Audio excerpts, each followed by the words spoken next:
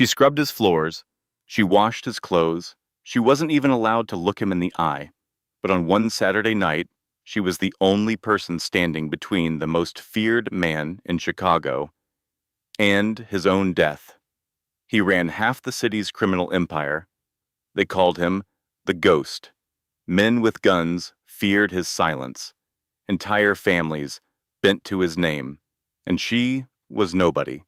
A maid buried under $95,000 in debt, sleeping in a cold basement with no windows, doing jobs no one else wanted. At hours no one else would work. He had humiliated her, punished her, erased her. She had every reason to stay silent, every reason to let it happen.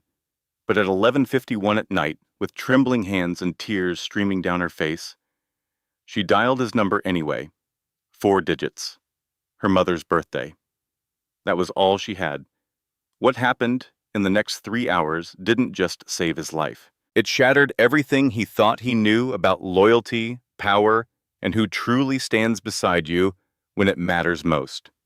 Because the person plotting to destroy him smiled at him every single day. And the person who saved him? He had never once looked her in the eye. The most dangerous betrayal doesn't come from your enemies. It comes from the one person you never thought to question. If this story moves you even a little, hit like, drop a comment below, and share it with someone who needs to hear this today. And if you're new here, subscribe, because stories like this one are what we do every single day. Now let's go back to the beginning. Now, let's journey back to the very beginning, to the shadowy, shining streets of Chicago, and inside a mansion in Lake Forest, where the silence was more deafening than any gunshot. Chicago is a city that never rests, but at night it transforms into a completely different beast.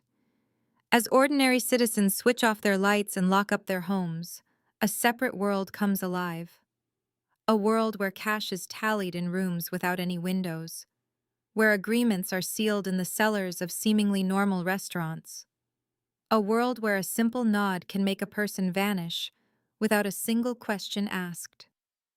Hidden casinos thrive behind laundromats in Chinatown. Silent shipments glide through the harbor at 3 in the morning. Property is purchased with bundles of cash in black bags, handed to lawyers who know better than to ask about its origin. And at the pinnacle of this empire, where all paths converged, was a name spoken only out of necessity. Alio Ferraro, 36 years old, was calculating, precise, and ruthless when he had to be, but most dangerous when he was quiet. His influence spread from Chicago down to Miami, covering luxury hotel chains, real estate firms, and high-end restaurants. But what was hidden beneath those legitimate businesses was a secret known to only a trusted few. And those who knew kept their mouths shut. In that hidden world, his name was rarely spoken. They called him the Ghost because his moves were invisible. And when his work was done, not a single piece of evidence remained to prove he was ever involved. His massive estate was located in Lake Forest, a peaceful suburb north of Chicago, where rows of old oak trees concealed the towering walls of gray stone. The black wrought iron gate remained permanently shut. Security cameras scanned every possible angle. From the road, it appeared to be the home of any prosperous businessman. But once inside, the atmosphere was thick with tension. Black marble floors, faint golden lighting, furniture upholstered in dark leather, and the lingering scent of oak and cigar smoke filled the air. Laughter was never heard in this house, nor was music, only a profound silence. And in that silence, the authority of Alio Ferraro was more powerful than any spoken word. The entire staff of the mansion understood the unspoken rules. Do not make eye contact with the boss, unless you are directly addressed. Do not speak as he passes by. Never ask about his destination, his meetings, or his business. The household staff moved like phantoms, cleaning quietly before melting back into the shadows. In this house, your presence was accepted only when you were completely invisible. However, there was one person who was exempt from these rules. Hugo Caruso, 40 years old, with short salt and pepper hair, wide shoulders, and hands roughened like a man who had buried more secrets than he could count. Hugo had been by Alio's side since he was a furious, damaged young man of 20. This was long before he rose to become the boss, before the underworld even recognized the Ferraro name. Hugo served as his most trusted advisor, the only man permitted to enter Alio's office without knocking. He was the only one who would dare to voice his dissent, and the only one who knew that Alio vanished each night into a small room on the second floor that was forbidden to everyone else. Hugo never questioned it. He did not have to. Hugo's devotion was not bought with money or influence. It stemmed from a much simpler bond, forged on a night 17 years ago when Alio, his face smeared with blood and his hands shaking, had rescued Hugo from the chaos of a rival family's attack and said, "Live, I need you." Hugo had been with him ever since. In a home where everyone lived in fear, where silence was the native tongue, and where authority was built on intimidation instead of respect, Hugo Caruso was the nearest thing to trust Alio Ferraro allowed himself.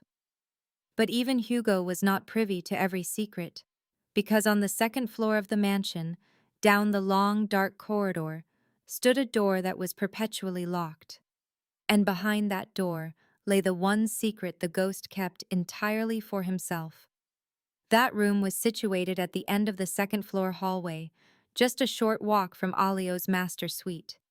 Despite its proximity, nobody in the mansion ever ventured near it. There were no warning signs, no extra cameras, nothing outwardly strange except for a dark oak door with an old-fashioned brass lock. But it was understood to be the boss's personal sanctuary. To cross that line uninvited was the same as writing your own death warrant. There was only a single key, which Alio always kept in his suit pocket, close to his heart, as if protecting something far more valuable than any business deal or weapon. The room's interior was nothing like the rest of the mansion. There was no marble, no leather, and no cold opulence. It was just a small, simple space that felt almost empty. A little wooden table was set against one wall. A white candle rested in a holder of tarnished silver. And in the very center of the table, placed on a square of black velvet, was an old-fashioned music box. The box was crafted from walnut, its lid adorned with carvings that had softened with time.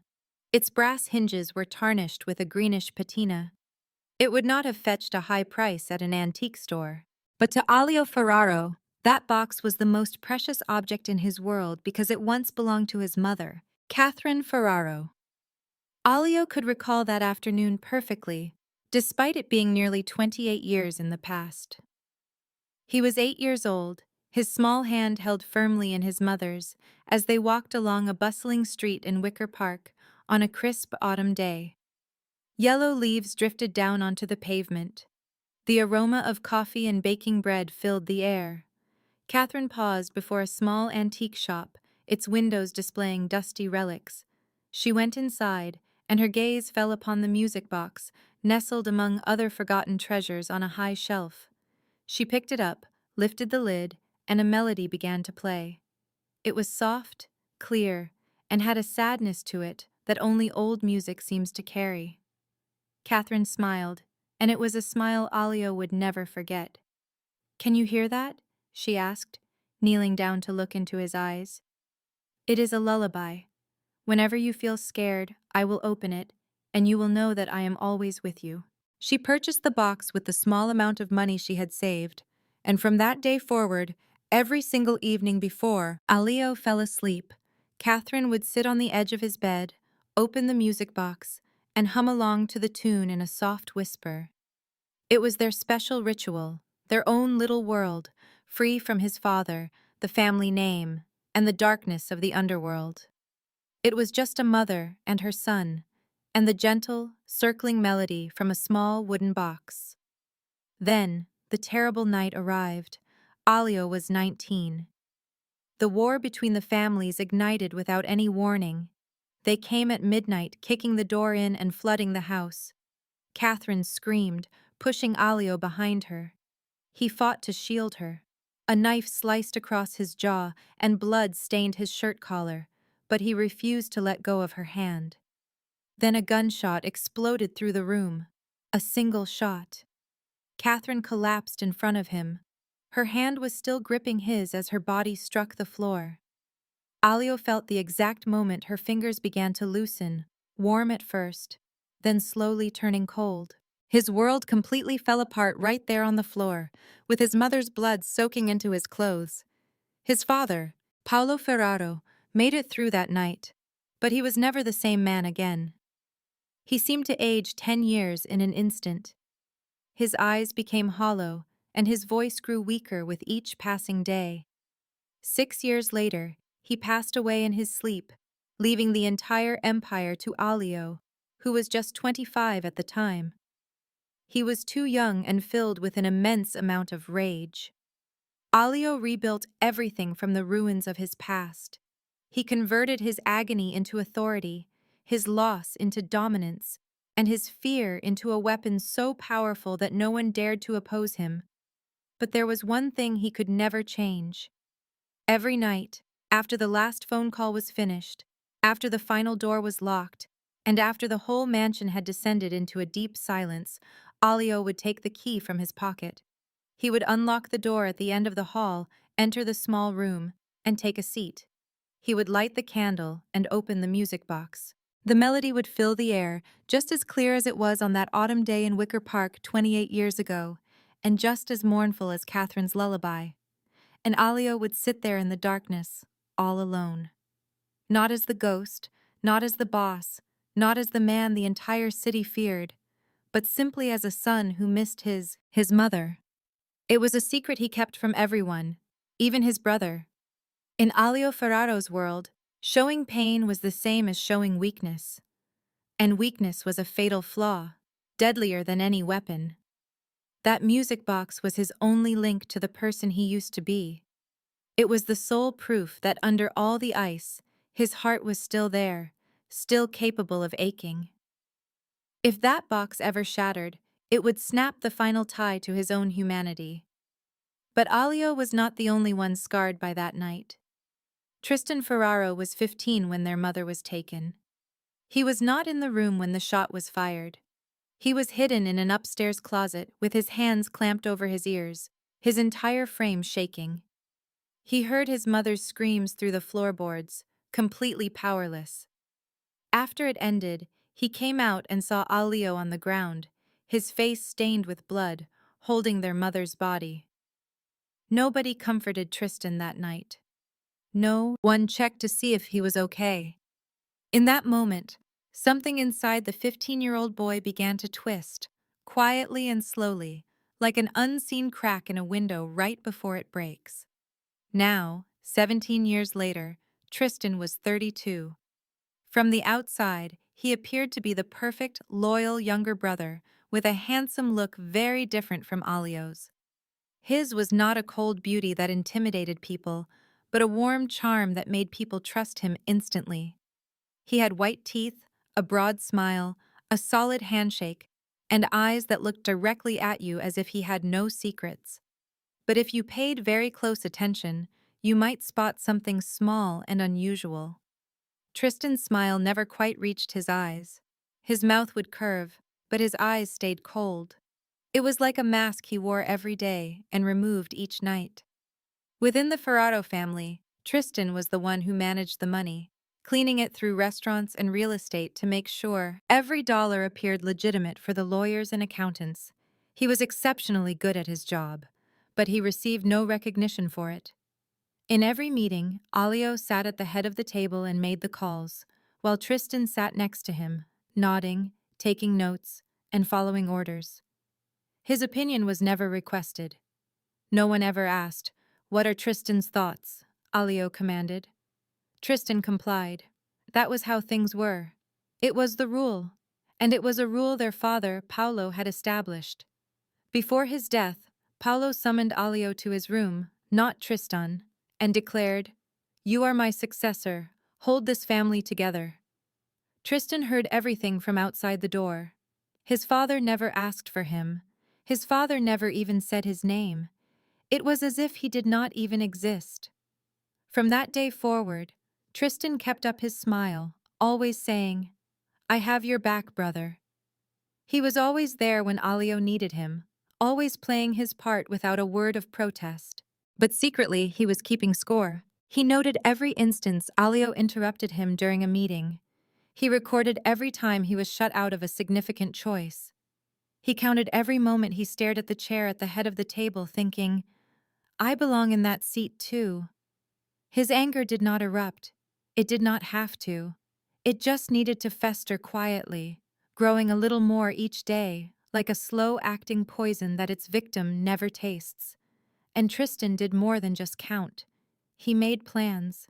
Ford Bellini was the first person Tristan recruited. At 34 years old, he was a longtime family bodyguard. Skilled with his hands but stuck in his position, Ford had served the Ferraros for over 10 years, but was still just guarding doors, driving cars, and doing the dirty work without ever getting a seat at the table. Tristan recognized that resentment and knew just what to promise. "When I am running things, you will not be a guard for anyone. You will sit right next to me." It was a promise of status, the very thing Ford had craved for a decade, and no one had bothered to offer him. That was all he needed to hear. Ford agreed. Perry Rizzo was a different case. 30 years old, the family's young accountant, was smart and efficient, but he had made a small mistake he believed was his own secret. He had skimmed several tens of thousands of dollars from the family accounts 2 years prior. He used the money to clear a personal gambling debt. Perry replaced the funds and thought the matter was closed. But Tristan found out. Tristan always found out. He did not blackmail Perry. He just said softly, like discussing the weather, "I know what you did 2 years ago. But do not worry. It is our little secret. Just remember who is protecting you." There was no need for threats. There was no need for promises. Perry knew. From that day on, he was loyal to Tristan. 3 men, a secret pact formed deep inside the Ferraro organization that no one suspected. Tristan was the strategist. Ford was the enforcer. Perry handled the finances. They rarely met and never spoke in front of anyone, communicating only through subtle gestures. A quick glance in a corridor, a slight nod during dinner, a coded text message late at night. And Alio, the man who trusted no one, the man the Chicago underworld knew as the Ghost, trusted his brother without question because they were family, because Tristan was his own flesh and blood. Because Tristan always said, "I have your back, brother," with the most sincere smile he could fake. But no one could hear the words Tristan whispered to himself in the dark, staring up at the locked room on the second floor where Alio listened to the music box each night. "You have everything now, but you will not have it for long." As this darkness grew within the Ferraro family, across town in Chicago, a 27-year-old woman stood at the iron gates of the Lake Forest estate with an old canvas bag on her shoulder, possessing nothing in the world besides a $95,000 debt and her mother's old wool scarf. Noel Ashford had dark brown hair, blue-gray eyes, and was thinner than she ought to be from months of barely eating. But she stood tall, her gaze fixed straight ahead. Her hand clutched her bag's strap so hard that her knuckles were white. She had not always been in this situation. 3 years before, Noelle was a second-year nursing student at the University of Illinois at Chicago, UIC, one of the top nursing programs in the city. She was at the top of her class, admired by her professors, and well-liked by her peers. Her future was planned out.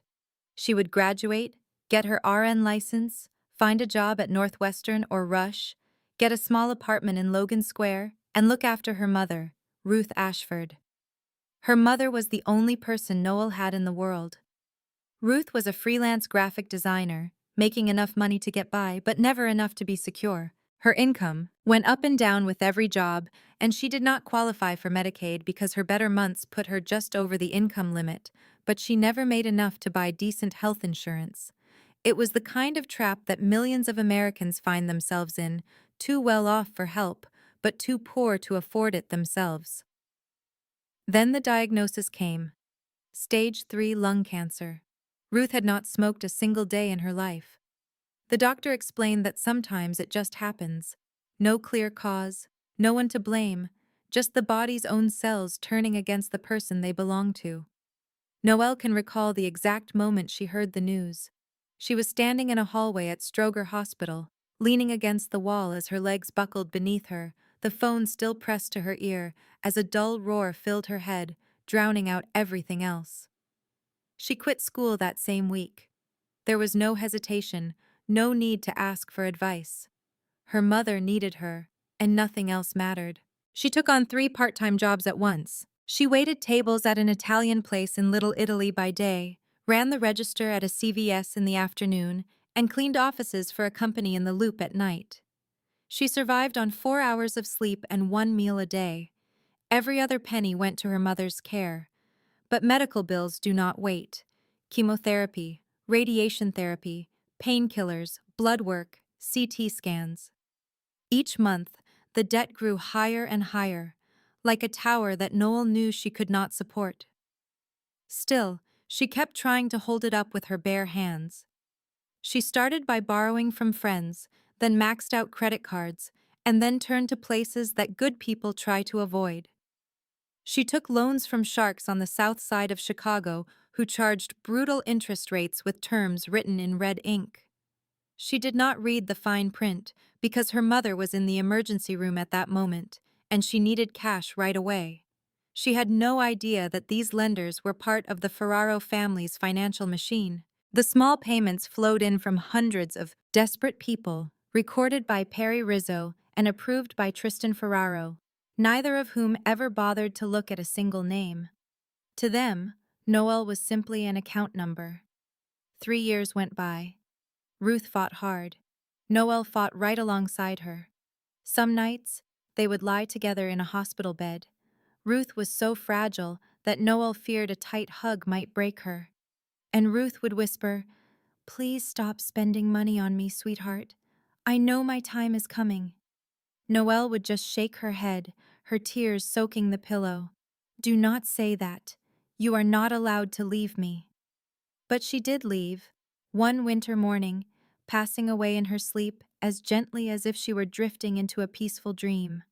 Noelle sat by the bed, holding her mother's cold hand, and did not shed a tear. She had used up all her tears long ago. She just sat there in the quiet and felt her entire world silently crumble. After the funeral, the harsh reality set in. $95,000 of debt, no degree, no family, no one. She was evicted from her apartment because she could not pay the rent, Noelle. She spent 2 weeks in her car, then a shelter, before a cheap room opened up in her old Humboldt Park neighborhood. That is when the phone calls started. Collectors. They were polite at first, then became firm, and finally, threatening. One night, a brick shattered the window of her room. The next, a note was slipped under her door. It said to pay what she owed, one way or another. Noel shivered, clutching her mother's old wool scarf. It was the only thing she took from the hospital, worn thin and faded, but it still smelled faintly of Ruth's lavender perfume. She buried her face in it, whispering, "Mom, what do I do?" That is when Hugo Caruso appeared. No threats, no broken glass. He just stood outside her door, hands in his coat pockets, with eyes that were neither kind nor cruel, just practical. "You owe $95,000. You do not have it. I am aware. This gives you 2 options. 1, you find a way to pay. Or 2, you work at the estate until your debt is gone. We provide food and a place to live. Your pay goes to what you owe. You will be safe." Noel glanced at him, then down at the scarf, and then at the damp room with its taped-up window and empty fridge. She saw only darkness ahead. She agreed, not from want, but from a complete lack of options. That is how Noel Ashford walked through the iron gates of the Lake Forest estate. With a canvas bag on her shoulder and her mother's scarf inside, she entered Emilio Ferraro's world, a beautiful cage. She had no clue when she would ever get out, or if she ever would. For the first few weeks, Noel was like a ghost in the mansion. She was up before the sun to clean, scrub, and do laundry, then she would vanish into her room before anyone noticed her. She spoke only when she absolutely had to. She never asked a single question that was not essential. She quickly memorized the house's silent rules. Never enter the boss's office. Do not make eye contact with him in the hall. Stay away from the door when guests were there. And you must never, ever ask about the men who visited the mansion late at night. Noelle followed every rule. She was not looking for trouble. She was there to clear her debt, survive, and someday leave through those gates with her head held high. That was all. But on a Wednesday afternoon, as Noel cleaned the upstairs hallway, that all changed. She was pushing her cart past the oak door at the hall's end. It was the one door she was warned never to approach. But on this day, the door was open just a crack, a slim gap that let a sliver of faint light into the hall. Noelle froze. She stared at the sliver of light, then looked down the empty hall. No one was there. Alio had gone to a meeting downtown that morning. Hugo went with him. The house was practically deserted, except for Bree downstairs and Margot in the kitchen. But the meeting had ended early, and Alio's car had just pulled into the garage, his mind still on business. Dust. She noticed a fine layer of it on the floor right at the door. On the frame, there was a light coating that had been ignored for a very long time. Her need to clean was stronger than her need to be cautious. She would just dust it quickly. Nobody would ever find out. She nudged the door. It swung open silently. The room was smaller than she expected, dark, and smelled of old wood and candle wax. She saw a small table. A white candle was nearly burned out in a silver holder. And right in the middle, on a piece of black velvet, sat the music box. Noelle moved toward it. She had never seen one so beautiful. It was a small, carved walnut box, the details faded. Over time, its brass hinges now dull. It was old. Not flawless, but something about it captivated her. Maybe it reminded her of her mother's wool scarf, an object with little monetary value that held a whole life within it. Her fingers gently grazed the lid. Then she lifted it. A soft, clear, and sorrowful melody started to play. The notes filled the small room, and Noelle felt a tightness in her chest. The tune unlocked a memory she thought was long gone. Her mother's voice, singing to her in the hospital at night, quiet and shaky, but always there until Noelle fell asleep. Her eyes welled up. She had not intended to cry, but the tears came anyway, silent and steady, as if the song had unlocked a dam she had fought to keep closed. She leaned in for a closer look. She picked up the box with both hands, but her vision was blurry, and her fingers, raw from endless hours of scrubbing, lost their grip. The box tumbled from her grasp. Everything seemed to move in slow motion. Noelle watched it fall, saw it spin in the air as the lid flew open. She reached for it, but she was too slow. The music box crashed against the old wooden floor. The sound of it shattering was not loud, but in the quiet room, it felt like a gunshot. The internal mechanism flew apart. Tiny gears bounced across the floorboards. The melody twisted, slowed, and then stopped entirely, like a final breath. Noelle stood frozen. Her hand was still out, empty and shaking. "No," she whispered, her voice cracking. "No, no, no." She fell to her knees, gathering every broken part, each tiny wheel and splinter of wood, as if she could somehow will it back together. But she knew. It was beyond repair. Then she heard footsteps on the stairs. Heavy, measured, coming closer. Noelle raised her head, her eyes blurred by tears, her hands full of broken pieces, and she saw his shadow fill the hallway just before he appeared. Alio was in the doorway. His gaze went straight to the floor, to the splintered wood, the scattered parts, the rumpled black velvet, and to Noelle's trembling hands trying to hold something that was broken. Silence. A silence so complete, Noelle could feel her own heart pounding. Alio walked into the room. Each step was like a final tick of a clock. He bent down and picked up the lid, which was split perfectly in half. His fingers shook, just a little, but Noel saw it. In that second, she realized she had broken more than just a box. "Who told you that you could come in here?" His voice was deep, even, and calm in a way that terrified her. "I—" The door was open. "I just wanted to dust. Sir, I am so sorry. I am so sorry." "Do you have any idea what this is?" Noel just shook her head, tears streaming down her cheeks. Alio stood up, the broken lid still in his hand. He stared at the pieces for ages, as if seeing a face instead of just broken wood. His voice was a whisper. Noelle held her breath to catch the words. "This is the one thing I own that can never be replaced." Noelle was silent, tears streaming down her face. She was not crying out of fear for her life or her job. She cried because she truly understood. She knew the pain of losing the last thing your mother gave you. She felt it every night when she held her own worn scarf, just as he held his music box. And Emilio saw this. He realized her tears were not for herself. They came from a place of deep, shared pain. That shook him more than any threat. The last person who saw his pain instead of his power had been his mother. Just then, Hugo appeared in the doorway. He glanced past Emilio's shoulder, saw the scene, and spoke evenly. "Let me take care of this, boss." Emilio did not move. After a long silence, he said, "No. She has a debt. She is not leaving." Hugo simply nodded. He did not see that Emilio's decision was not about the money. It was about the moment he saw Noelle's tears were for him, not for herself. And Emilio Ferraro, known to all of Chicago as the Ghost, had no idea how to handle that. He faced Noelle again, his expression frozen, his voice controlled. "From this moment on, you will not look at me.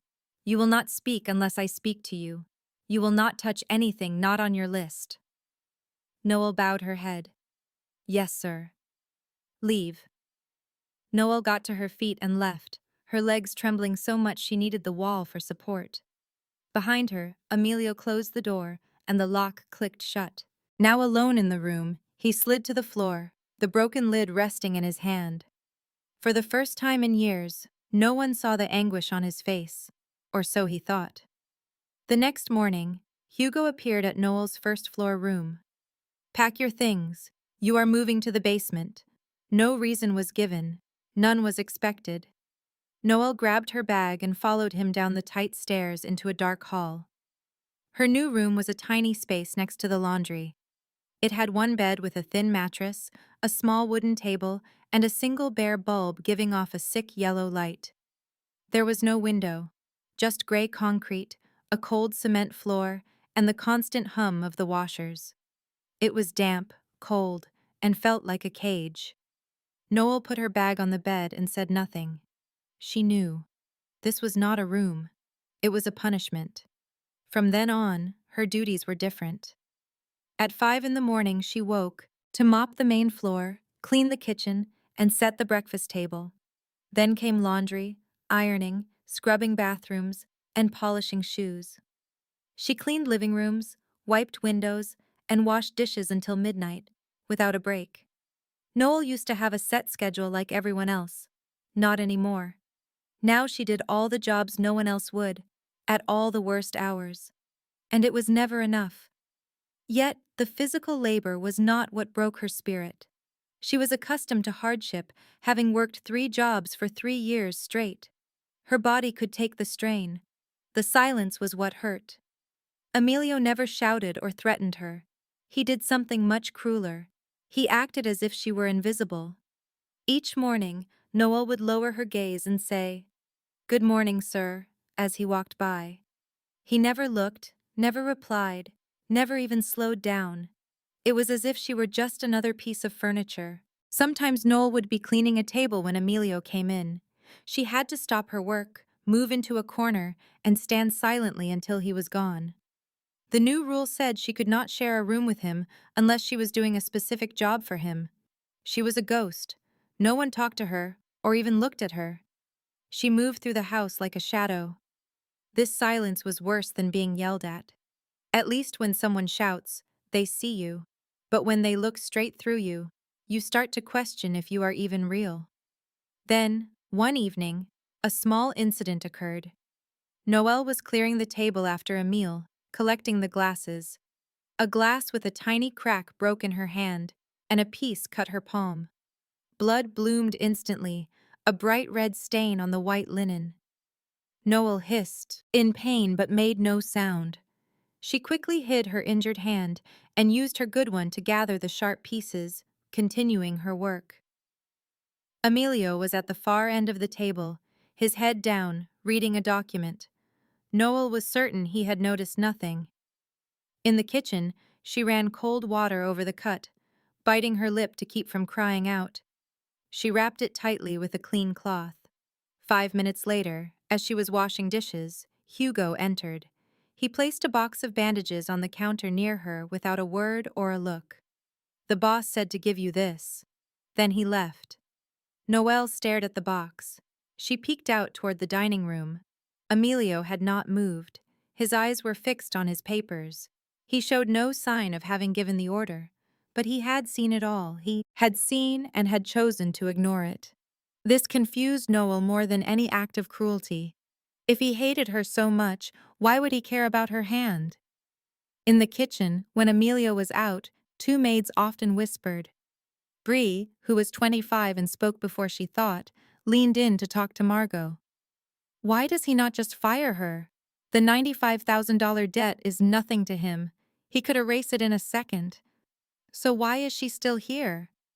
Margot, who was 29 and the longest-serving staff member, dried her hands and replied, I am not sure. But in 10 years, I have never seen him keep someone who touched something forbidden. Never. Then something is not right, Bree insisted, her eyes narrowed. Something is wrong. Noelle was at the sink and heard it all.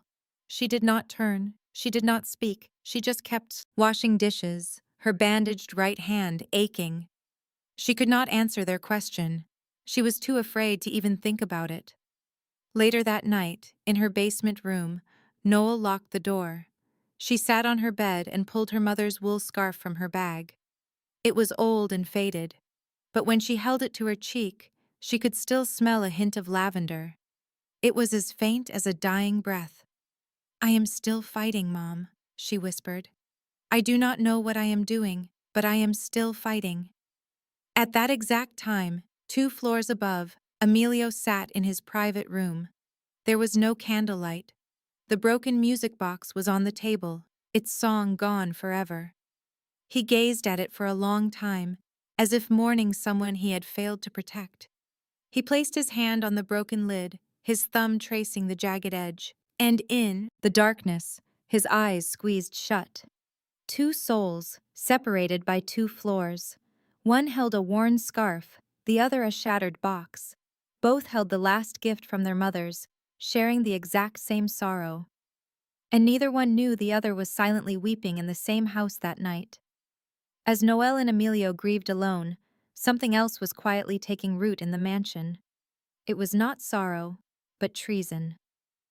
On Wednesday, around 1 in the morning, the house was silent and dark. Emilio was upstairs. Hugo was in his room in the security area. The staff were all asleep. The only sounds were the wind in the trees and the soft crunch of gravel as 3 figures moved toward the rear garage. Tristan was the first to arrive. He waited in the shadows of the garage where 3 black armored vehicles were parked. The air smelled of oil and cold tires. He did not turn on a light. He did not need one. He knew his way around the dark.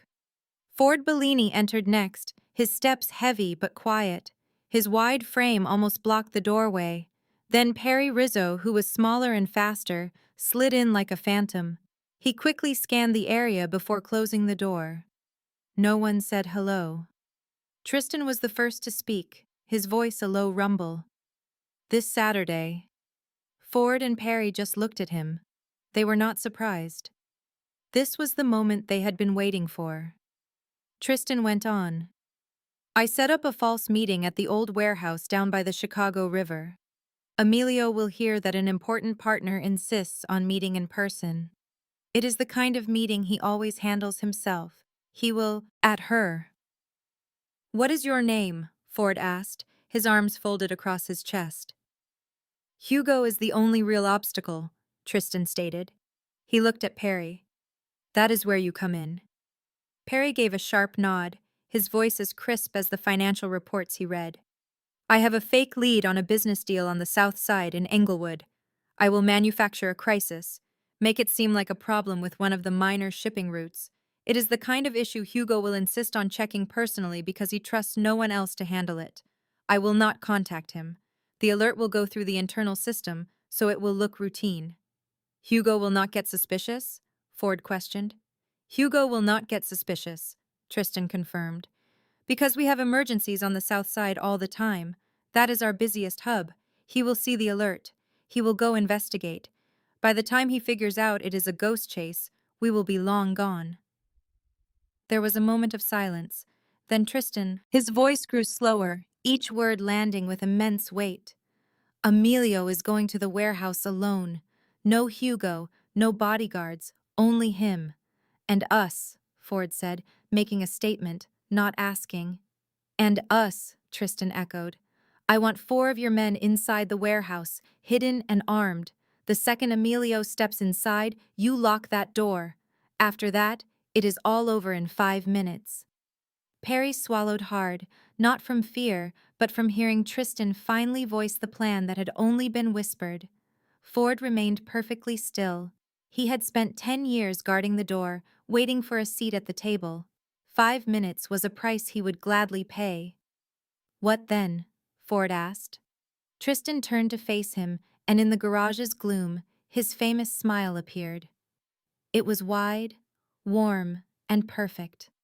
The same smile he had used for 17 years to earn people's trust.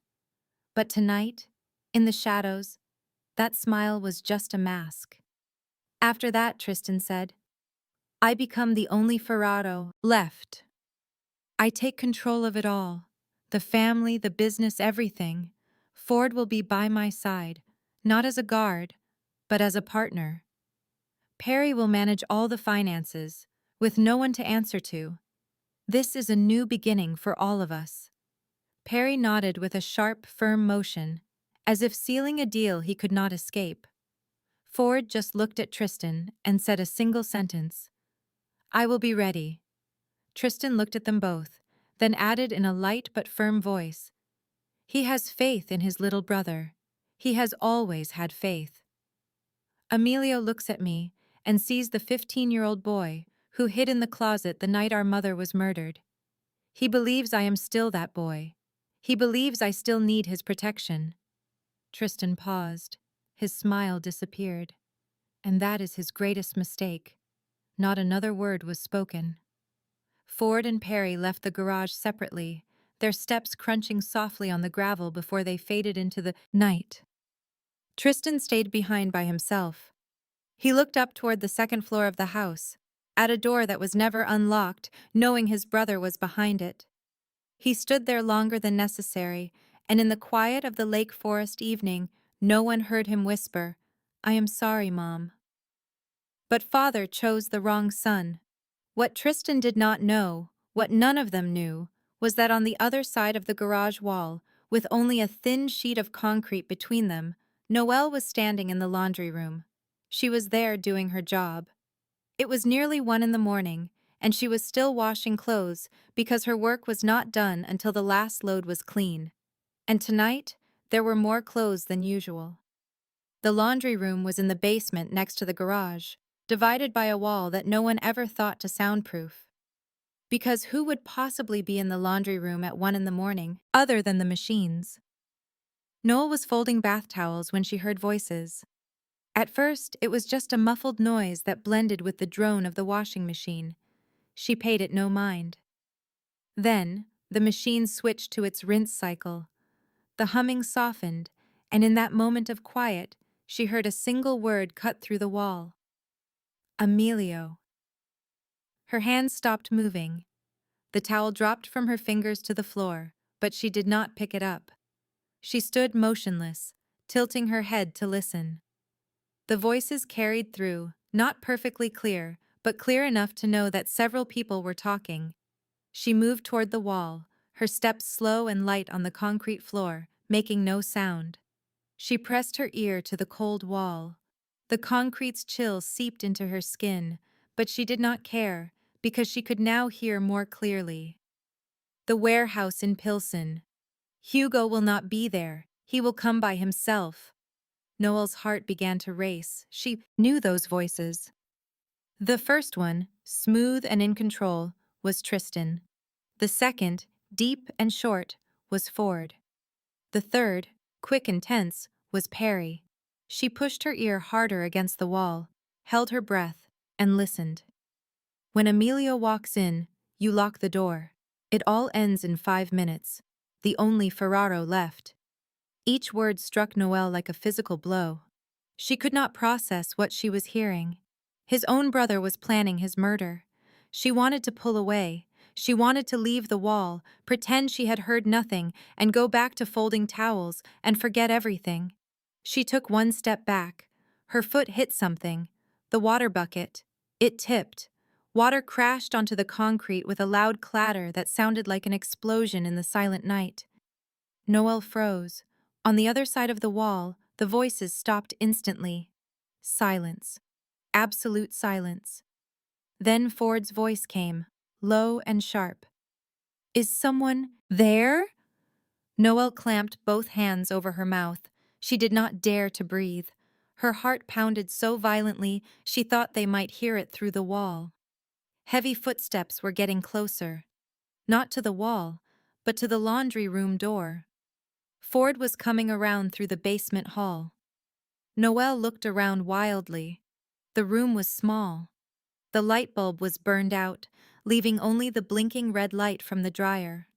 Two large washing machines were lined up against the wall. A pile of clean clothes sat on a table.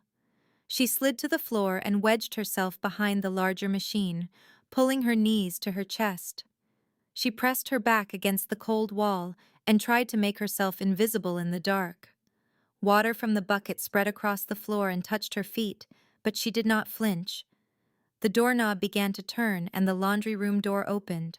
Light from the hallway cut a long strip across the wet floor, stopping just short of Noelle's hiding place. Ford stood in the doorway. She could not see his face, only his dark, threatening shadow stretching across the floor. He peered into the room. The washing machines hummed along steadily. The dryer's red light pulsed. The clothes were in a pile. The bucket was on its side. "There is no one here," Ford said, his voice still cautious, but not as tense. "Probably a stray cat got in, or the bucket just fell. 1 second, 2 seconds, 3 seconds." The strip of light on the floor got smaller as the door closed. The footsteps moved away down the hall, went up the stairs, and then vanished. Noelle still did not dare to move. She sat behind the washing machine in a puddle of cold water. Both hands were pressed to her mouth, and her entire body was shaking uncontrollably. Tears streamed through her fingers and dripped onto her knees. But she did not make a single sound, not one. It was not because she was brave, but because she knew if he returned and found her, if he realized she had heard it all, she would die in that basement. Noelle had no idea how long she'd been hiding behind the washing machine. It could have been 10 minutes or an hour. She only knew that when she finally got up, her legs were stiff and numb from the cold water, and her body shook so hard she had to lean on the machine to stand. She peered out of the laundry room, first left, then right. The basement hall was deserted. Nobody was there. She rushed to her room, forcing her steps to be quiet, though her entire body screamed to run. To flee this house, this city, and find a place where no one knew her, where murder wasn't plotted through a wall at 1 a.m. She slipped inside her room, locked the door, and checked the handle one more time before collapsing against it on the cold concrete floor. She hugged her knees and tried to draw a breath, but the air felt trapped outside her lungs. Her chest was tight. Her head swam. The words from the other side of the wall echoed, spinning endlessly. The Pilsen warehouse, no guards, 5 minutes, the last Ferraro. She covered her ears, but it was useless. The words were no longer outside. They were inside her now. Noelle sat there in the dark as a war raged within her. Tell someone. Tell Emilio. The man who banished her to the basement, who forbade her from meeting his eyes, who treated her like a piece of furniture he wished to forget. The man who strode past her as if she were air every time she said, "Good morning, sir." What could she possibly say to him? "Sir, your own brother plans to kill you." Would he ever believe her? A maid buried under $95,000 of debt, with no education or status, accusing the boss's brother Tristan, who had been Emilio's right-hand man for 17 years. Tristan, who managed the family's entire fortune. Tristan, his own flesh and blood, from the same mother and father. And what was she? A debtor. The woman who broke his most prized possession, the shadow in his basement he longed to forget. If she told him and he did not believe her, Tristan would find out. And if Tristan knew she overheard, she would die. It was not a possibility. It was a certainty. In her world, someone who knew too much with no power to protect themselves had only one fate. But what if she said nothing? What if she pretended she was deaf that night, went back to her towels and her mopping, kept her head down, and just let it all unfold? This Saturday, Emilio would walk into that warehouse alone, and he would not walk out. But does he deserve my help, my life? The question surfaced in Noelle's mind, and she hated herself for it, but she could not push the thought away. He sent her to this cold basement. He forced her to work 19 hours a day. He looked straight through her like she was made of glass. He had stripped her of the last shred of dignity she had clung to after losing her mother, her home, her entire world. Did he deserve to be saved? Noelle's gaze drifted to her small bed. Her mother's wool scarf was folded neatly on the pillow. It was frayed and faded, but it was the first thing she touched in the morning and the last thing she held at night. Looking at it, she no longer heard Tristan's voice. Instead, she heard her mother's. Not the weak, strained voice from her final days, but the voice from before. It was warm, clear, and strong. The voice Ruth used when Noel was lost and afraid. Always do what is right, Noel. Even when it hurts you. Even when you are scared. That is how you hold on to who you are. You can lose your money, your home, and everything else, but if you lose yourself, you can never get that back. Noel clutched the scarf tighter. The old wool was soft in her hands. The faint smell of lavender rose from it, and tears streamed down her cheeks. But they were not tears of fear this time. "I cannot just let a man die, Mom," she whispered to the scarf. "Even if he despises me, even if he pretends I am invisible, I cannot just sit here knowing that someone will be killed this Saturday when I could have stopped it. And I chose to do nothing. If I do that, who have I become?" She wiped her eyes on the back of her hand. The choice was made, but now came the harder part. She did not have Emilio's phone number. The only one she knew was for Hugo's emergency line, given to all household staff. But this Saturday, Hugo was being sent to the south side as part of the trap Perry was arranging. Hugo would be gone. He would not pick up. She needed Emilio's personal number. And then she recalled something from last week. While dusting Emilio's office, she had accidentally opened a desk drawer. Inside was a thin, old staff directory with a black leather cover. She did not mean to snoop, but it was already open to a page, and she glanced at it before she could stop herself. Emilio's name, followed by a series of numbers. She did not dare write it down, but the final 4 digits were burned into her memory because they were her mother's birthday. December 23rd, 1, 2, 2, 3. She remembered because that was a date she could never forget. 4 numbers, plus the internal prefix she knew from Hugo's contact. It could be right, it could be wrong, but it was the only chance she had. Noelle set the scarf back on the pillow, giving it one last look as if seeing her mother. Then she whispered, "I will do what is right, Mom, even when it hurts." even when I am scared. And she knew that on Saturday night, while the house was asleep, just as Emilio was leaving for the warehouse in Pilsen, she would lift the phone, dial the last 4 digits she remembered from her mother's birthday, and pray the man on the other end of the line picked up. 3 days passed, feeling like 3 years. Noelle worked, she mopped, she washed, she cleaned, but she was not really there.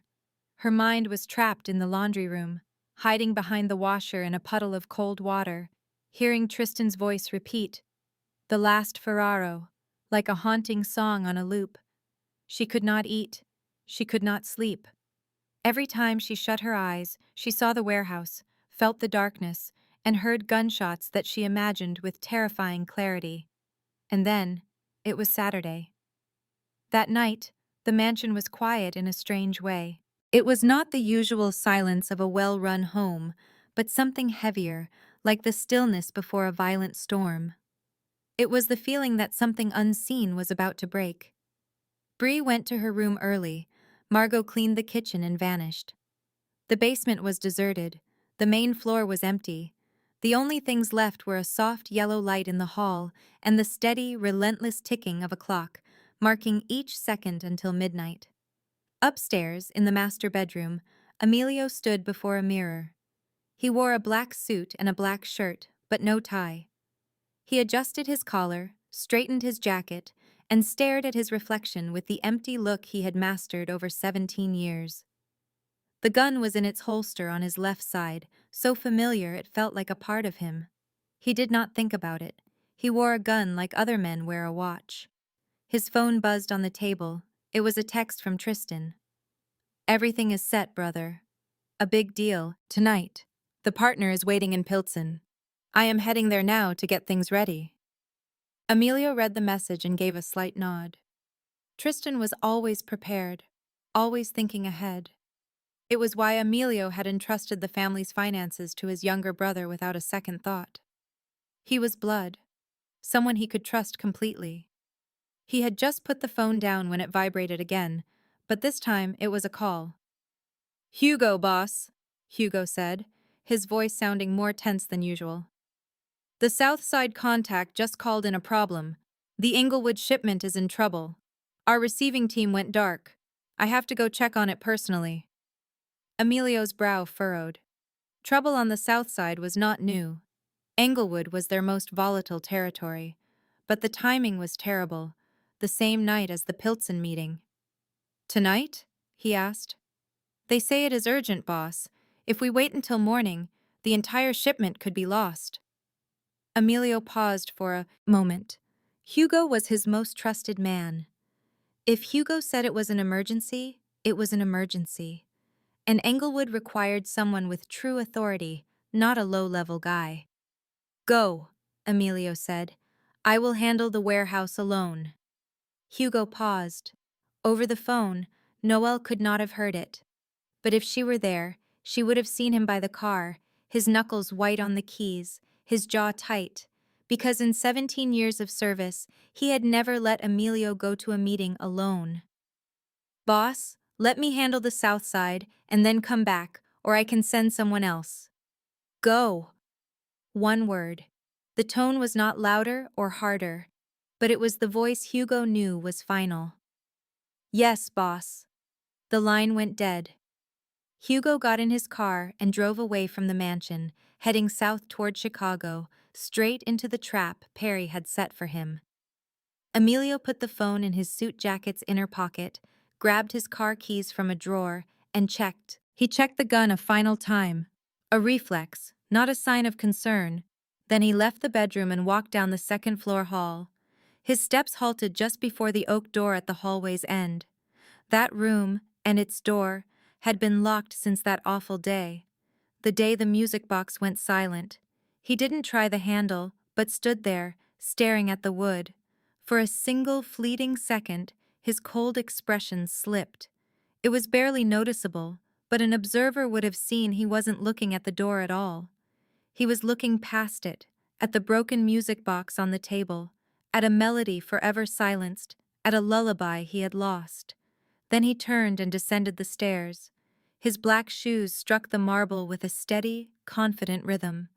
They were the steps of a man who had no idea he was walking toward his own death. Downstairs, near the back door, Noelle was on her knees with a rag in her hand, her head down. She heard the footsteps on the staircase before she saw him, the sharp sound of shoes on stone, the soft jingle of keys in his pocket, and the heavy sound of the main door opening. She raised her head just enough to see Emilio's silhouette pass the hallway, a black suit, a straight back, moving with a calm pace toward the garage, the car, and the warehouse in Pilsen. A cold dread seized Noelle. Her fingers gripped the rag so hard that water seeped out, though she felt nothing. "It is happening," she whispered, her voice trembling so much she could barely understand herself. "Tonight. It is all happening tonight."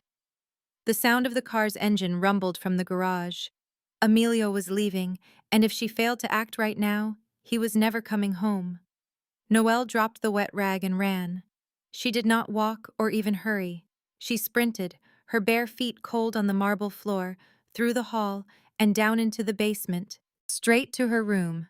She ran past her bag, reaching for the old brass intercom on the wall by the laundry hampers, a private line for household staff. The screen came to life. 11:47 at night. She dialed the number for Hugo, the only emergency contact she had. The phone rang once, twice, 3 times, 4 times, then 5. It went to voicemail. She called again, her heart hammered in her ears, her throat and her chest, a frantic beat that consumed her. The phone rang once, twice, 3 times. Voicemail again. Hugo was not picking up. He was on the other side of the city, investigating a threat that was not real, a decoy that Perry had set. His phone was likely in his car, or on silent, as he dealt with the fake crisis. Noelle glanced at the screen. 11:51 at night. She could still hear the engine idling in the garage. Emilio was still there, but he could pull away at any moment. She shut her eyes. The last 4 digits, 123, her mother's birthday, December 23rd. She had noticed them in the house directory, the final 4 numbers of Emilio's personal line, and they had burned into her memory because they were unforgettable to her. She knew that on the estate's private network, she would not need the full number. She only had to dial the 4-digit extension that connected straight to the boss's secure line. Just 4 digits. 1, 2, 3. It might be correct. It might be a total mistake. She could be about to call a perfect stranger near midnight. But it was her only chance. Her fingers trembled as she pressed each number. She was shaking so badly, she had to clear the screen and start over twice after hitting the wrong keys. Then she hit call. The phone rang. Upstairs, in the hall leading to the garage, Emilio was walking toward the exit when the phone in his pocket buzzed. He pulled it out. The encrypted screen showed no name, only a flashing red alert. Internal intercom basement level. He frowned. Who was calling from an internal phone this late at night? He almost dismissed it. His thumb was already moving to decline the call, but something made him pause. It was not curiosity, but instinct. 20 years in his world had taught him one thing. Calls that arrive at the wrong time often bring the news a man needs to hear most. He answered. "Speak." A single word, cold and impatient. On the other end, Noel's voice was thin and shaky, about to shatter. "Sir, please do not go to the warehouse tonight." There was a silence. In that quiet, Noel could hear her own panicked breathing and wondered if this mistake would be her last. "Who is this?" Emilio asked, his voice slow and every word deliberate. "Noel. Noel Ashford, the maid." A longer silence followed. Noel was sure he was about to hang up. She expected him to say, "Do not call this number again," then end the call, walk to his car, and drive to the warehouse where his life would end. But he did not disconnect. His voice came back still cold but with a new edge, a sharp focus. "You have 30 seconds. Noel took a deep breath, the first one that felt real in 3 days.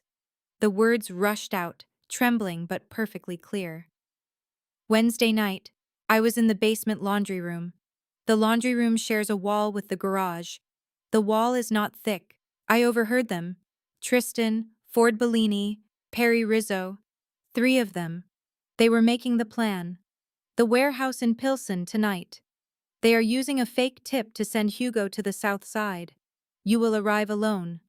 And when you enter the warehouse, her voice broke. They said, when it is over, Tristan will be the last Ferraro standing.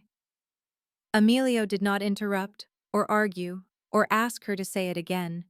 He just listened. And across the quiet line, Noel heard his breathing become heavier, slower, like he was swallowing each of her words and feeling them settle deep inside him. Then he asked a question. It was just one word, but not the one she expected. Why? Why? What do you mean, sir? Why are you helping me after everything? His voice was quiet, almost a whisper. And in his question, Noel heard no suspicion, only the pure confusion of a man who could not understand why anyone would do something good for him without asking for something back. Noelle started to cry. She could not hold it in any longer. Tears streamed down her face and her voice cracked, but she continued speaking because he had to understand. Because my mother taught me that when you can save someone's life, you do not ask if they deserve it. You just save them.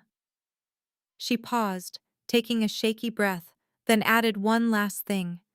Her voice was so low it was barely audible. And because if your mother was still here, she would not want you to die tonight. Not this way, not at the hand of your own brother.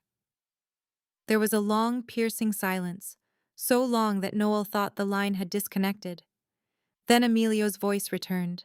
It was no longer cold or distant. It was steady and clear, like a man who had just been jolted awake. Lock your door, do not come out, do not call anyone else, I will take care of this. The call ended. Noel stared at the screen as it faded to black. Her hands were still shaking, her entire body was still trembling. But she had done it. She had finally told him. In the first-floor hallway, Emilio stood perfectly still, his car keys in his left hand, the phone in his right. Outside, the car's engine was still running, waiting for him. He looked down at the keys, then he placed them on a nearby table, gently. He did not throw them, he did not show any rage, he just set them down, like a man putting aside a part of his life he now knew was built on a lie. He went back upstairs to the second floor. He went into his bedroom and opened the bottom drawer, a drawer he had always hoped he would never have to open again. Inside was the second gun. It was heavier, darker, the kind he used only when words were no longer an option. He picked up his phone and called Hugo. Hugo answered on the second ring, his voice sharp. Boss, this is a setup. There is nothing here on the south side. I got here and no one is here. Something is wrong.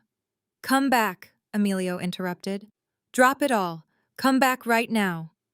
Hugo was quiet for a moment, recognizing the tone in his boss's voice. It was a tone he had heard maybe 3 times in 17 years. It was the tone that meant somebody was not going to see the morning. I am on my way, boss.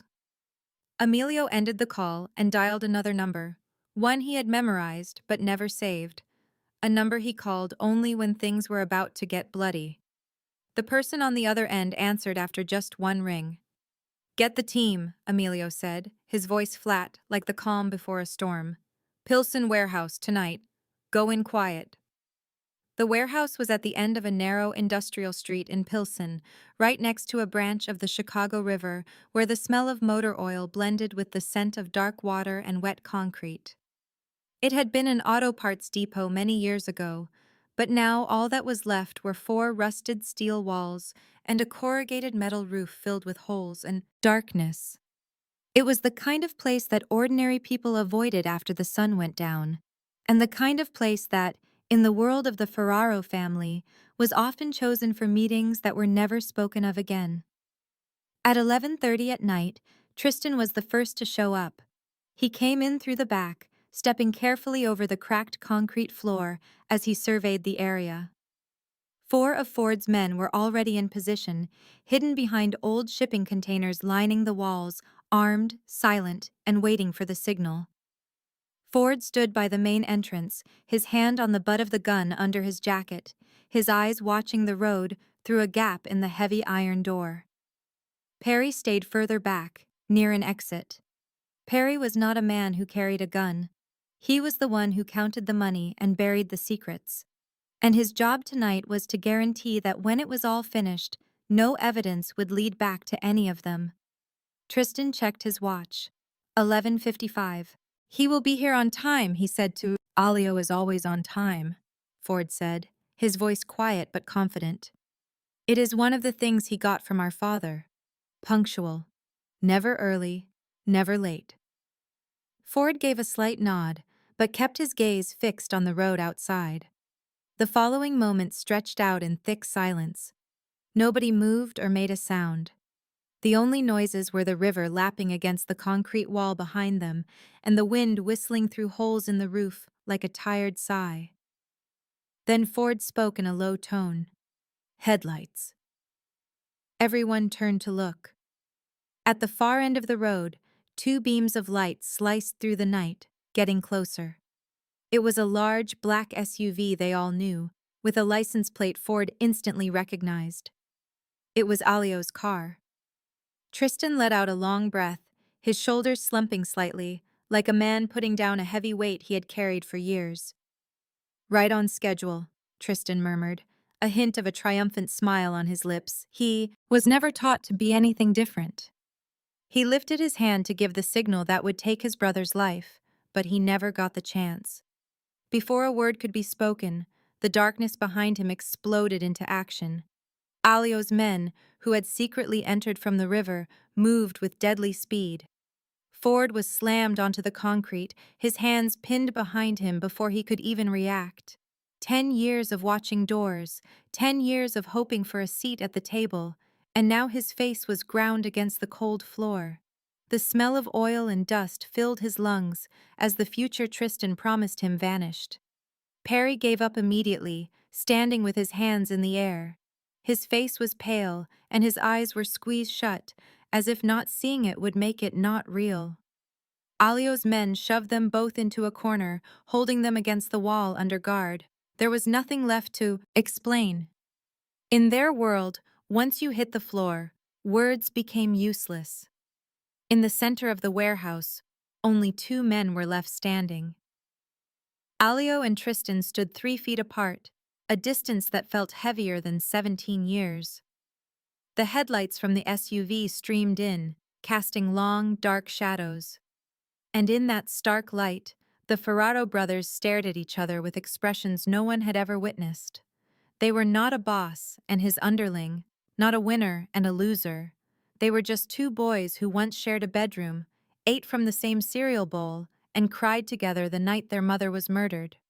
Now they faced each other in a decaying warehouse by the Chicago River, with guns and betrayal standing between them.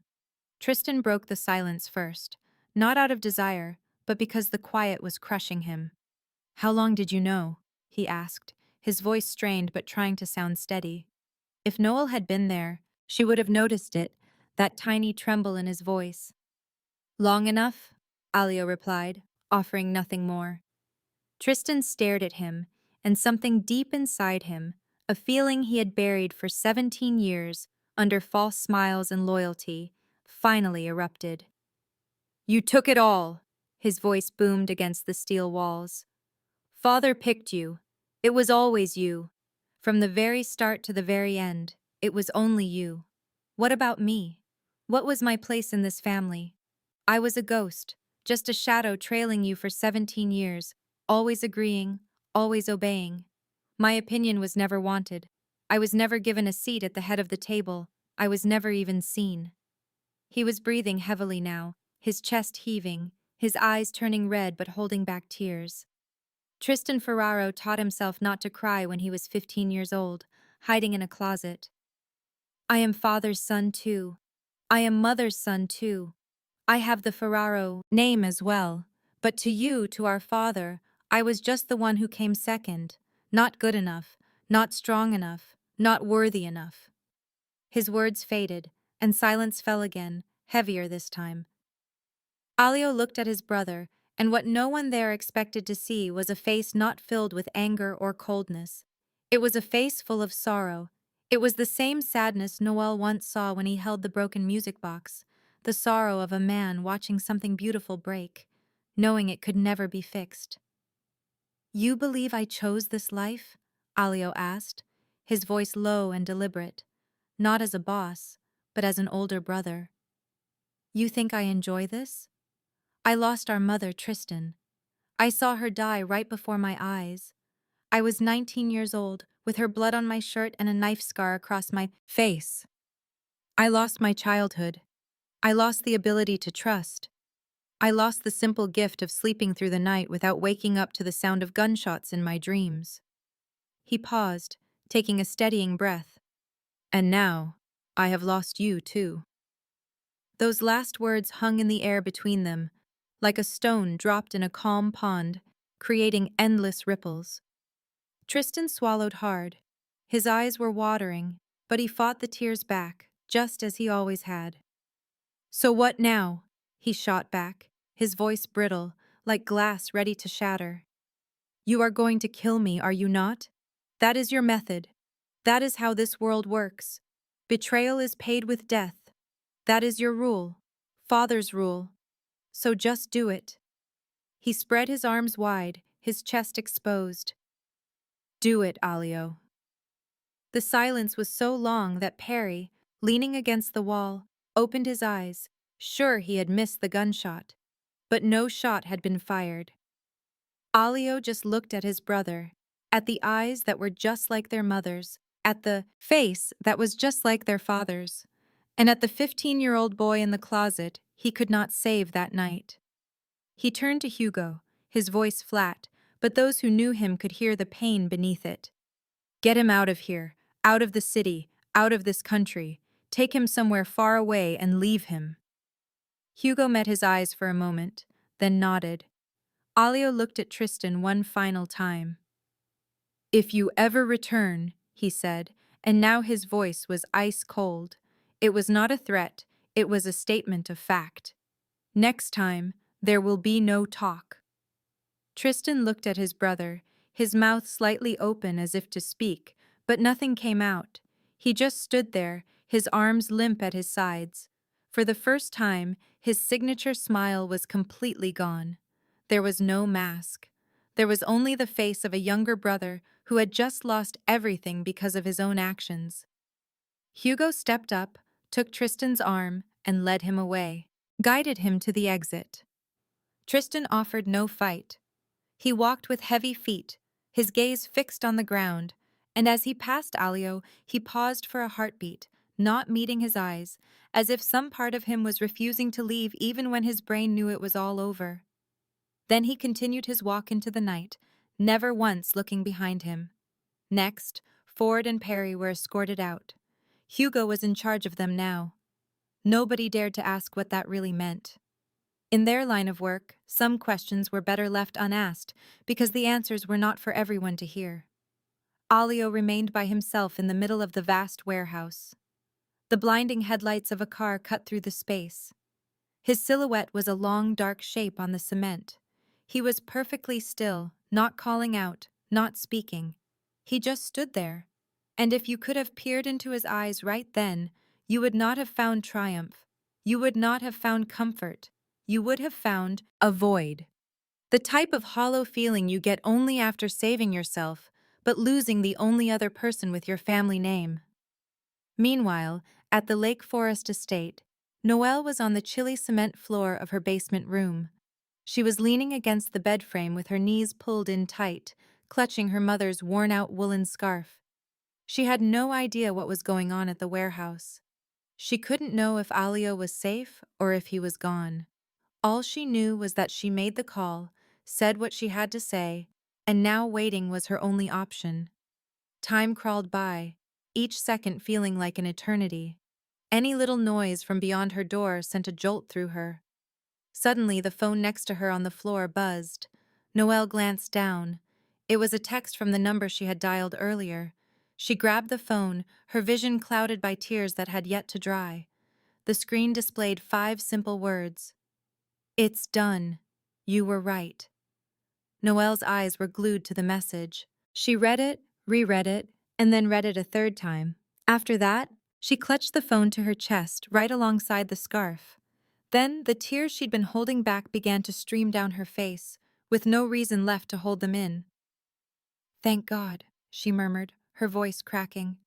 Oh, thank God. The sun seemed to rise reluctantly on Sunday morning, as if it was hesitant to shine on a home that had seen so much darkness. The Lake Forest estate was still, but it was a different kind of quiet. Not the usual oppressive silence. Today it felt less dense, almost airy, like the mansion was finally letting out a long-held breath.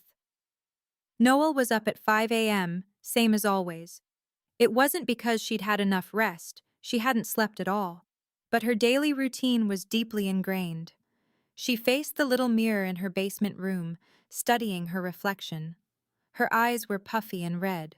Her face seemed more washed out than normal. A faint tremor ran through her hands as she did up the buttons on her blouse. She had no idea what the day ahead held. She couldn't guess how Alio would react. Assuming he spoke to her at all, he could either thank her or get rid of her for what she knew. In his world, both were equally possible. She made her way upstairs and started her cleaning duties. She polished the tables, swept and cleaned the dishes from the previous night. Her movements were automatic. Her thoughts were far away. She was back in the warehouse, back on that midnight call, rereading the 5 words on her phone. It's done. You were right. Then, she heard the unmistakable sound of someone walking up behind her. Noelle spun around. Hugo was framed in the kitchen doorway. His hands were tucked in his pockets, and his expression was blank, as usual. But the way he looked at her had changed. He wasn't looking at a servant anymore. He was looking at someone he had completely misjudged. The boss wants to see you, Hugo said. In the sitting room. Noelle put the towel down. Her pulse quickened, but her expression remained neutral. She gave a slight nod, dried her hands on her apron, and trailed Hugo down the long corridor. The sitting room was spacious, with massive windows that stretched from the floor to the ceiling and overlooked the estate's front gardens. The morning sun streamed in, casting long stripes of light over the polished black marble. Alio was standing near the window, partially turned away from her. One hand was in his pocket, the other held a coffee cup she doubted he had even sipped from. And for the very first time since she started working there, Noel noticed how genuinely exhausted he looked. This wasn't just from losing a night of sleep. It was the weariness of a person who had lost a part of himself forever. It was a bone-deep fatigue you could see in the dark circles under his eyes, the slump of his shoulders, and how he stood there, as if the sunlight was the only thing holding him up. He pivoted at the sound of her approach. Their eyes met. Noel was accustomed to his icy stare, the look that went right through her, as if she were invisible. Today, however, his gaze had changed. It wasn't icy or far away. He was just looking at her, really seeing her, perhaps for the very first time. Have a seat, he said. His tone had also changed. Noel recognized it immediately. It wasn't an order from her employer, but simply one person talking to another. She took a seat in the chair facing the window. Her posture was erect, her hands folded in her lap. She met his gaze directly, not looking down as she always had. A part of her sensed that the old rule about avoiding eye contact was no longer in effect. Alio placed his coffee on the windowsill. He began to speak, carefully, as if choosing every single word. I couldn't sleep at all last night. Noel remained silent, just listening. But it wasn't because of Tristan, he went on. He glanced out the window for a moment before his eyes returned to hers. It was because of you, and because of your phone call. A moment of quiet passed. Then I treated you poorly, I'm aware of it. A knot formed in Noel's chest. It wasn't from fear, but from hearing him finally acknowledge it. I banished you to the basement. I worked you to the point of collapse. I saw you day after day and deliberately ignored you. In my mind, I had 1,000 justifications for why you deserved to be treated that way. But the reality is, you made a single error. Just one, and I made it into a life sentence. Noel bit down on her lip. Her eyes welled up, but she fought to keep the tears from spilling. And yet you, Alio said, his voice becoming softer, with every possible reason to say nothing, to let me walk right into that ambush, to decide I was getting what I deserved. You made the call. She couldn't stop them now. The tears streamed down her cheeks, but she kept her chin up. She looked directly at him, and her voice, though trembling, was firm. Because my mother always told me that if you have the chance to save someone, you don't question if they're worthy, you just do it. Alio shut his eyes, just for a moment. But in that brief moment, Noel witnessed something entirely new on his face. A faint, momentary quiver, like the delicate notes of a music box playing, and then vanishing. My mother said the same thing, he murmured, his voice barely audible. And right then, in that sun-drenched sitting room, two people who had coexisted for weeks, but had never connected, finally did. Two shared sorrows, two people mourning their mothers, two solitary souls holding on to the one memory they had left. Alio walked over to a table and set a bulky envelope down before Noelle. "Go on, open it," he instructed. She did. There were 3 items inside. The first was a notice of debt cancellation for $95,000, signed by Alio and bearing the family's official stamp. The entire debt was gone. The second was a check for a sum that would easily cover her nursing school at UIC, paying for tuition, textbooks, and her living costs for 2 years. The third was the address for an apartment in Lake View, a secure and peaceful area on Chicago's north side, perfect for a student, registered in the name of Noel Ashford. Her hands were shaking.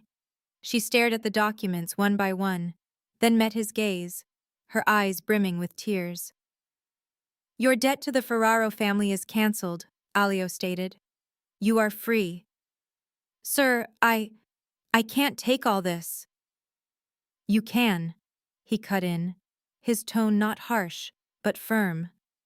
"And you will, because you are the only one in this entire house, in this whole world I inhabit, who had the courage to tell me the truth. Not because you were scared, and not because you were after a reward, but simply because you knew it was the right thing to do." He paused and gazed out the window, adding in a quiet voice, almost as if he was talking to himself. "My mother told me something that I had forgotten for a long time. She said, never judge a person by their status. Judge them by what they do when they have nothing to gain from it." He faced Noel again. "You had nothing to gain when you called me last night, and that's why I trust you more than anyone I've ever trusted." Noel started to cry. She made no effort to conceal it or look away. She simply let the tears flow, because for the first time in ages, they weren't tears of hurt or terror. They were tears of relief, because someone finally saw her for who she was. Noelle glanced at the envelope she was holding, then at the documents inside, and finally back up at Alio. She brushed the tears from her cheek, drew a deep breath, and said something that took Alio completely by surprise. "I will accept this, but I need 1 more month." Alio's brow furrowed just a little. "1 more month here," Noel clarified. "I'd like to stay for 1 more month. It's not about the debt, that's settled. And it's not because I'm scared. I'm not scared of you anymore. It's because—" She hesitated, trying to find the right way to say it. When she continued, her voice was quiet but firm. "It's because nobody should have to be by themselves after going through that. You've just lost your brother. I don't mean he's gone, I mean you've lost him to his own betrayal, and I imagine that's a much deeper kind of pain, even more. The house will feel so much more hollow, and I understand that feeling of being alone after a painful loss." Amelia watched her, silent for a long moment. Morning light touched her face, revealing no pity or hidden motives. He only saw the raw honesty of a person who knew his kind of grief, who knew that what we truly need is not wealth or influence, but the simple presence of another person. Then, something unprecedented happened in that mansion. The edge of Emilio's lips curved upward. Not a full smile, just the ghost of one. It was delicate and brief, like the first sunbeam after a terrible storm. He spoke. "You are the most unusual person I have ever known, Noel Ashford." She did not smile back, but a weight lifted from her chest for the first time in that house. 1 month later, Noel was at the gates of Lake Forest Estate, her canvas bag slung over her shoulder, just as it was on day one. But this time it held an envelope, college forms, and something new she was taking with her. Hope. Hugo was driving. Before she entered the car, he paused to say something he rarely told anyone. "You are a good person." Just 3 words. But from Hugo, they meant more than a 3-page letter. Noelle smiled. "Thank you, Hugo." She never glanced up to the second floor, not knowing if Emilio was at the window. He was there. He watched the car pull away, growing smaller down the long road until the oak trees hid it from view. He stood there long after she was gone. The apartment in Lakeview was a small 1-bedroom with a living room that opened to the kitchen and a window that overlooked a quiet maple-lined street. Golden morning sunlight streamed inside. For the first time in ages, Noelle had a space that felt like her own. She unpacked her few belongings, the canvas bag, some clothes, and new books for school. Across from the window, she hung her mother's old wool scarf. She did it with the care of someone handling a priceless masterpiece, because that is what it was to her. 3 days later, Noelle returned from her classes to find a small package on her doorstep. It had no return address, just her name written on the brown paper in black ink. She brought it in, placed it on her table, and unwrapped it. There, nestled in black velvet, was a music box. It was a new one, smaller and made of a lighter wood. Yet when she opened it, a familiar tune began, and Noelle just stood, frozen. It was the same clear, sad melody that filled the air, the one from the locked room on the second floor, the tune Catherine Ferraro used to sing to her son. The song from the music box Noelle had broken was now filling her little apartment. Tucked inside the lid was a small, handwritten note. The slanted, confident letters in black ink read, "For the girl who heard the music and did not walk away. E." Noelle stared at the note, then at the playing music box, and then to her mother's scarf on the wall. Tears filled her eyes, but these were not tears of sadness or fear. For the first time in so long, they were tears from a person who knew she had survived the darkest time of her life and was still here, complete. At that very instant, back at the Lake Forest estate, Amelia was sitting in the room down the second-floor hallway. Its door stood wide open, unlocked for the first time in years. A specialist had repaired the old music box on the table. It was not perfect. Faint cracks traced the wood like old scars. The tune played slower now, a bit uneven, like a strained voice trying to sing through tears. But it played. Emilio lifted the lid. As the melody filled the room, he sat alone by candlelight, listening to his mother's lullaby with tears in his eyes. He cried not from grief, but because for the first time in 17 years, someone saw past the feared boss and the ghost of a man. She had seen Emilio, the grieving son and brother, just a lonely man listening to a song in the dark. She saw the real him, and she did not turn away. The one he had trusted completely had wanted him gone, and the person he had dismissed had been the one to save him. You see, true loyalty is not born from family ties or riches. It does not come from influence or spoken vows. It comes from people with nothing to gain, who still decide to do the right thing. They do it when it is hard, when they are scared, and when they risk losing it all. And a single mistake does not have to be your whole story. Your choices after that mistake are what reveal your true character. And that is our story for today. Thank you for listening all the way to the end. This is more than a story. It is a reminder that the most unassuming person beside you might just be the most loyal. What did this story bring up for you? Have you ever misjudged someone who later became important to you? Please share your own experiences below because I would love to read them. Every story shared has the power to inspire others. If this story resonated with you, please hit the like button and let me know. Share it with someone who might need this message today. And if you are new here, please subscribe so you will not miss any of our daily stories. Your support means the world and allows me to continue sharing meaningful content like this. I want to wish everyone watching good health, much happiness, and peaceful times with your loved ones. Thank you again. Goodbye for now, and I look forward to seeing you in the next video. This content was carefully researched, developed, and manually edited by our team to deliver meaningful stories with valuable life lessons. Every narrative is crafted to entertain, inspire, and empower our audience. We believe that great stories can change lives, and we are committed to bringing you content that matters. Thank you for being part of our community.